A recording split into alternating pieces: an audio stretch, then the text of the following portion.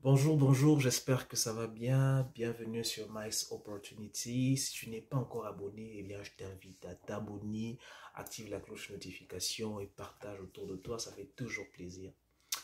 Dans cette vidéo, j'aimerais aborder un sujet qui est très intéressant et il s'agit donc de l'argent. L'argent lorsque on est étudiant. Alors, j'espère que beaucoup de personnes derrière, ils se disent, ouais, qu'est-ce qu'ils vont encore dire? L'argent, l'argent, l'argent, c'est toujours croustillant lorsqu'on parle d'argent. Alors, déjà, si vous êtes une personne qui veut étudier au Canada, ou bien une personne qui étudie au Canada, l'argent doit être pour vous un outil qui doit être très, très, très bien utilisé. Déjà, il faut savoir que lorsque vous n'êtes pas encore ici, vous êtes à l'étranger, chez vous, au pays, en Afrique, chez nous, dans le quartier, vous avez une certaine image du Canada. Vous avez une certaine image de l'étranger. Vous voyez que voilà, les gens qui roulent avec des grosses caisses, les gens qui demain achètent des iPhones, des gens qui ont voiture, des gens qui ont appartement et tout et tout. Donc, on a cette conception-là, on se dit que, ah, finalement, on dirait là-bas, l'argent c'est facile parce que lui, quand il était au pays, il n'avait pas ça, mais maintenant je vois le gars a changé, la go a changé, donc c'est sûr que, voilà, là-bas c'est là où il y a l'argent, donc c'est ça. Mais une fois que tu arrives ici, tu te rends compte que c'est pas la même chose que on pensait en fait. Tu veux voir d'autres réalités. Alors, si je te dis qu'il n'y a pas l'argent ici, je t'ai menti. Carrément, là, je te mens. L'argent, il y en a. Si je te dis que les possibilités, les opportunités ici, on n'a pas, je t'ai menti. Parce que ici, il y a plein d'opportunités, il y a vraiment beaucoup de choses que tu peux faire, surtout maintenant, là, now. C'est-à-dire en 2024, là où nous sommes au 21e siècle, à l'ère de l'information, de la technologie, de l'informatique, vraiment, il y a tellement d'opportunités. Donc l'argent, il y en a. C'est la même chose aussi en Afrique, aussi à l'argent. Il n'y a pas de problème. Mais ici, le système est fait de telle manière que lorsque tu es dans la légalité, tu as tes documents officiels, tu es apte, tu veux travailler, eh bien tu vas trouver des boulots, tu vas commencer à travailler, à te faire des sous. Là, il n'y a pas de souci par rapport à ça. Mais le fait est que ici, c'est un monde vraiment capitaliste. C'est-à-dire que lorsque tu n'as pas l'argent, tu ne peux rien faire. C'est pas comme au quartier, hein, chez nous, quand tu as faim, tu vas voir la tante, tu vas voir l'oncle, l'oncle peut-être va te donner à manger, va te dépanner et tout. Ici, vraiment, c'est chacun dans son chacun. Donc, du coup, l'argent ici, d'abord, il faut le chercher. Ça, c'est sûr, tu vas travailler en fonction de ton travail. Tu vas avoir ton argent.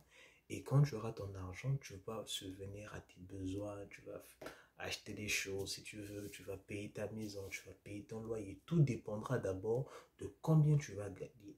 Alors ça dépendra de où tu travailles, où tu vas trouver ton travail, combien tu es payé à l'heure. Donc, ça dépendra aussi de certains facteurs. Il y a des personnes qui achètent des voitures ici, c'est pas parce qu'ils veulent acheter forcément des voitures. C'est parce que lorsque tu es étudiant, parfois tu étudies à une longue distance de chez toi, tu travailles à une longue distance, tu te dis que je dois avoir une voiture pour que tu sois beaucoup plus efficace entre l'école, le travail et la maison. Donc c'est normal que ces personnes-là puissent avoir des voitures. Et deux fois le problème que nous avons, nous pensons que ces voitures-là, ils les paient cash. Nombreux ne les paient pas cash. Nombreux, ils les paient à crédit. Nombreux, ils le paient à crédit. C'est la même chose aussi avec les téléphones. Aujourd'hui, vous allez voir beaucoup de personnes étudiants ici ont des iPhones. Ça, c'est la mode. Les étudiants ont des iPhones, mais quand tu es à l'étranger, tu as l'impression qu'il a payé cash avec son argent. Écoute, les gens ne vont pas dépenser 2000 balles pour prendre un téléphone. La plupart, ils le prennent encore à crédit. Ils le paient pendant un certain temps. Donc, tu vas voir, c'est la même chose avec donc, les voitures, c'est la même chose avec des appareils électroniques, des ordinateurs, des imprimantes, et tout ça. Donc, la plupart des personnes, ils prennent des choses, et bien, à crédit, ils les payent petit à petit.